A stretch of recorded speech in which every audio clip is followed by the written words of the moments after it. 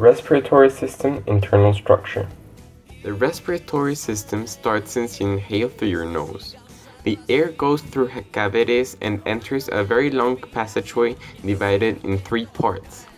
They are the pharynx, larynx, and trachea.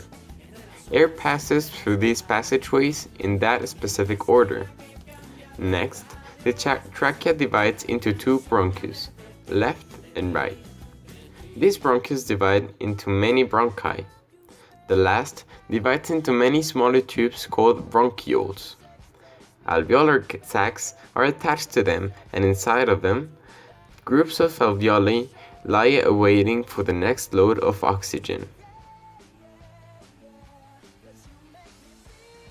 As we can see in our model, there is a representation of gas exchange that happens in the capillaries in the alveoli. Here we have a magnified version of an alveoli, and here outside there's the capillaries, and we have a lead system inside, which represents oxygen, and outside we have another system of leads, which represents carbon dioxide. When we inhale, the rib cage rises and the diaphragm contracts, increasing the size of the chest cavity. During exhalation, the rib cage lowers and the diaphragm relaxes, decreasing the size of chest cavity. Our body. Air enters our bodies through the nose, which is considered one of the most delicate tissues in our body. Then it travels to the pharynx, commonly called throat, until it reaches the larynx. The larynx is the organ that contains our vocal cords that allow us to speak.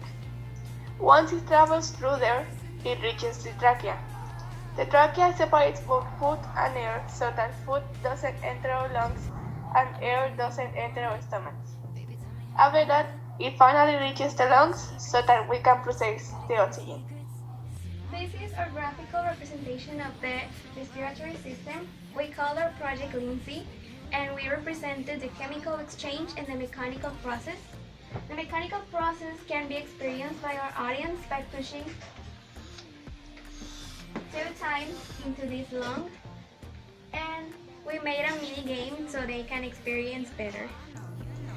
Well, this model is important to the community for demonstrate and understand better all of the parts of the respiratory system in an easy and interactive way.